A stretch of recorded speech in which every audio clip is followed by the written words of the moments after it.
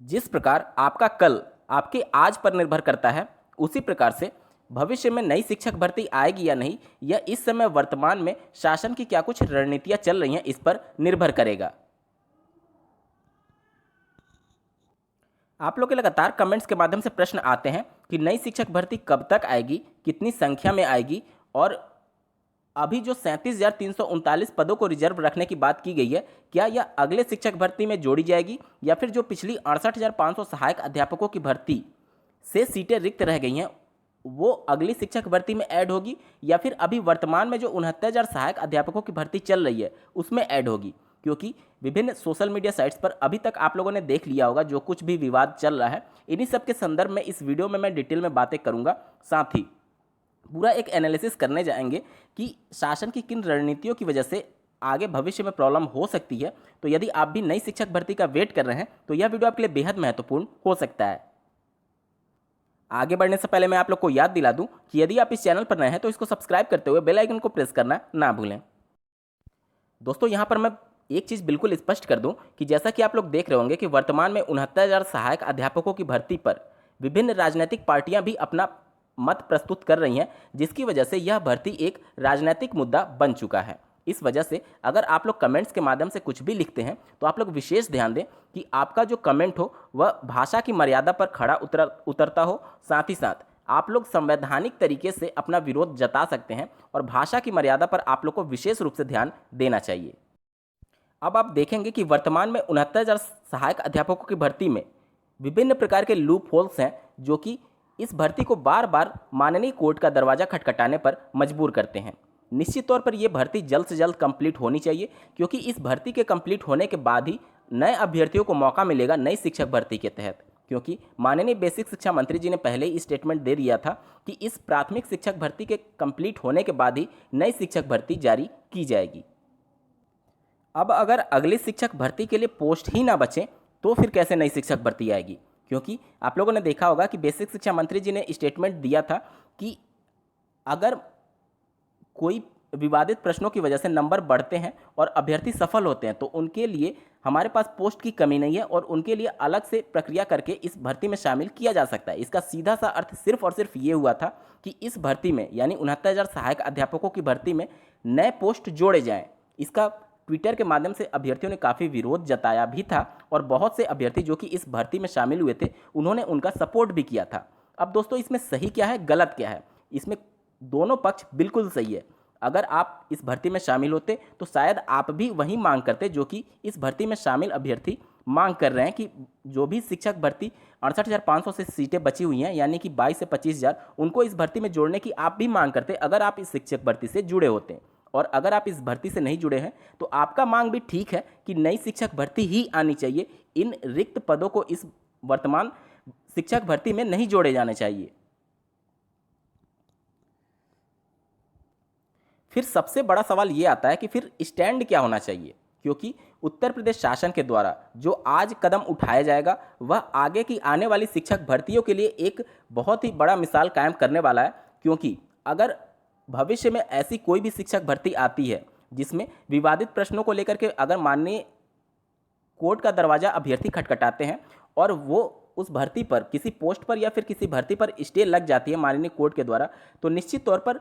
बाद में भी ये मांग उठने लगेगी कि अगर भर्ती पर स्टे है तो इसमें सीटें बढ़ा दी जाएं, और ये बाद में भी बार बार मांगे उठेंगी। तो इन सब को देखते हुए सबसे पहले हमको ये तय करना होगा कि आखिर गलती किसकी है, लूप होल्स कहाँ से हुए हैं जिनकी वजह से सीट बढ़ाने की मांग उठ रही है। हालांकि ये कोई बहुत बड़ी बात नहीं है, क्योंकि जब भी ऑफिशियल नोटिफिकेशन शासन के द्वारा जारी किया जाता है तो उसमें विशेष रूप से टिप्पणी भी रहती है कि सीटें बढ़ घट सकती हैं भविष्य में। तो इसमें कोई बड़ी बात नहीं है सीटें बढ़ना, ठीक है। लेकिन आप जनरली देखेंगे तो जब भी कभी सीटें बढ़ने और घटने की बात होती है तो 99% केसेस में सीटें घटती ही हैं और सीटें लगभग 1% से भी कम चांसेस होते हैं सीटें बढ़ने की। तो कहीं आज शासन के द्वारा कोई ऐसा कदम तो नहीं उठाया जा रहा है जो भविष्य में और भी ज़्यादा विकट रूप धारण कर सकता है और आने वाली शिक्षक भर्तियों में भी विभिन्न प्रकार के पेंच या फिर यूं कह लें कि लूप होल्स छोड़ने वाला है, जो कि अगली भर्तियों को भी माननीय कोर्ट के दरवाजे पर ला करके खड़ी कर दे। आज भी आप देखेंगे तो ट्विटर पर फिर से उनके इस स्टेटमेंट का विरोध किया जा रहा था। अब बात ये आती है कि इतने दिनों बाद फिर से ये मांग क्यों उठ रही है। तो एक न्यूज़ चैनल पर डिबेट चल रही थी इस भर्ती को लेकर के, जिसमें कुछ रिप्रेजेंटेटिव्स ने यह माननीय बेसिक शिक्षा मंत्री जी के स्टेटमेंट को दोहराया और उन्होंने यह एक तरीके से अपनी बात रखी कि अगर शिक्षक भर्ती में पद होल्ड होते हैं या फिर माननीय कोर्ट के द्वारा कोई विवादित प्रश्नों में कॉमन नंबर दिए जाते हैं तो उनके लिए अलग से चयन प्रक्रिया में सीटों को बढ़ाते हुए उनको शामिल किया जा सकता है, जिसके बाद से ये विवाद फिर से एक बार तूल पकड़ने लगा और ट्विटर पर बातें निकल करके सामने आने लगी।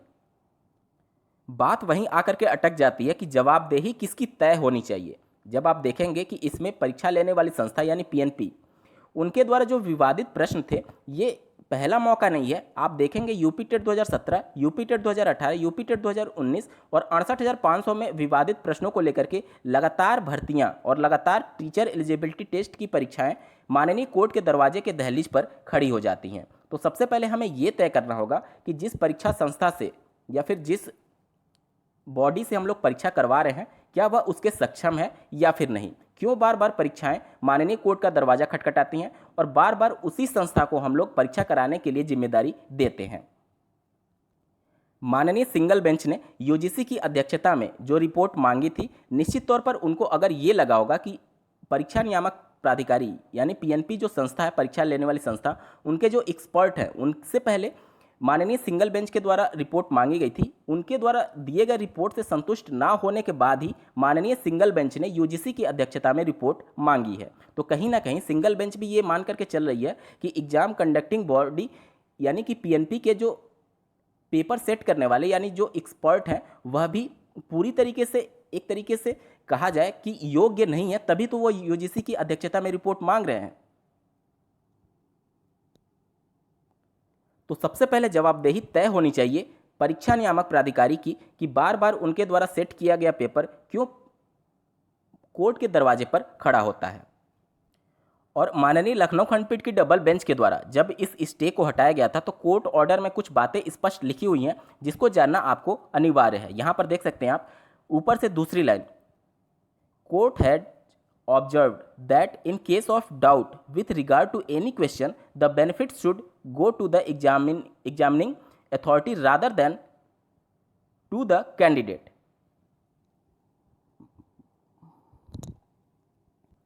इसका अर्थ यह हुआ कि कभी भी आंसर की या फिर विवादित प्रश्नों को लेकर के कोई भ्रम की स्थिति उत्पन्न होती है तो उसमें जो बेनिफिट होगा यानी कि जो लाभ होगा वह अभ्यर्थियों को ना देकर के एग्जाम कंडक्टिंग बॉडी यानी कि परीक्षा नियामक प्राधिकारी को देने की बात कही गई है इस कोर्ट ऑर्डर में। दोस्तों, इसका सीधा सा अर्थ ये हुआ कि जहां पर हम लोग ये नहीं तय कर पा रहे हैं कि बार बार परीक्षाएं क्यों कोर्ट के दरवाजे पर खड़ी होती हैं, यानी कि जवाबदेही हम तय नहीं कर पा रहे हैं, बल्कि अब एक तरीके से हम उनको और फेवर कर रहे हैं कि अगर विवाद खड़ा होता है किसी प्रश्न को लेकर के तो इसमें फेवर पीएनपी को होना चाहिए यानी परीक्षा नियामक प्राधिकारी को। अगर ऐसा है तो फिर भविष्य में आने वाले टीचर एलिजिबिलिटी टेस्ट और विभिन्न प्रकार की जो सहायक अध्यापक की भर्तियां होंगी उसमें भी ये मामले अगर प्रकाश में आते हैं तो फिर से उनको फेवर करने की बात होगी, यानी कि एक तरीके से अभ्यर्थी पूरी तरीके से ठगा हुआ महसूस कर रहे हैं कि परीक्षा लेने वाली संस्था पहले तो पेपर सेट गलत करती है। अभी हालांकि ये फैसला होना बाकी है कि जो विवादित प्रश्न है वो सही हैं या फिर गलत हैं। एक्सपर्ट टीम के द्वारा जो भी रिपोर्ट दी जाएगी उसके आधार पर माननीय कोर्ट फैसला करेगा, लेकिन आखिर विवाद हुआ तभी तो ये मामला कोर्ट में गया। तो पहले जवाबदेही पीएनपी की तय होनी चाहिए कि क्यों बार बार आपके द्वारा ऐसा प्रश्न सेट किया जाता है जो कि विवादों में बना रहता है। तो इस पूरे वीडियो को अगर मैं समराइज करूं तो देखिए दोस्तों, अगली शिक्षक भर्ती इसी बात पर निर्भर करेगी कि इस समय शासन क्या कुछ रुख अपनाता है। और शासन का रुख देखा जाए तो वह बिल्कुल स्पष्ट है कि अभी वह वर्तमान शिक्षक भर्ती को जल्दी से कंप्लीट करने के पक्ष में है। और अगर माननीय कोर्ट के द्वारा जो विवादित प्रश्नों के संदर्भ में अगर नंबर बढ़ाए जाते हैं तो जो सफल अभ्यर्थी होंगे और अगर 3 से 4 नंबर कॉमन मिल जाते हैं तो मान के चलिए भारी संख्या में अभ्यर्थी इसमें और ज़्यादा सफल होंगे। तो शासन की प्रतिबद्धता ये है कि उनको अलग से जो पद रिक्त हैं पहले के, यानी कि जो 68,500 बची हुई सीटें हैं उनसे वह उन अभ्यर्थियों को चयन दे सकते हैं। तो निश्चित तौर पर आने वाली शिक्षक भर्ती इससे पूरी तरीके से प्रभावित होने वाली है। और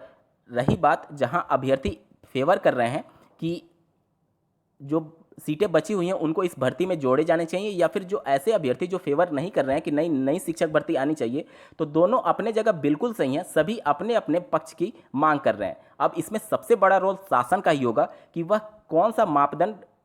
प्रस्तुत करना चाहते हैं भविष्य के लिए, या फिर अभी सिर्फ इस भर्ती को कंप्लीट करने के लिए अपने सभी मापदंड को ताक पर रखना चाहते हैं। आप लोग का क्या कुछ कहना है कमेंट्स के माध्यम से जरूर बताइएगा। लेकिन मैं फिर से टिप्पणी कर दूं कि यहाँ पर आप लोग भाषा की मर्यादा का विशेष ध्यान रखिएगा, क्योंकि अब यह मुद्दा पॉलिटिकल बन चुका है। आज की वीडियो में बस इतना ही दोस्तों। ऐसे ही महत्वपूर्ण अपडेट्स के लिए बने रहें करियर बिट के इस चैनल के साथ। धन्यवाद।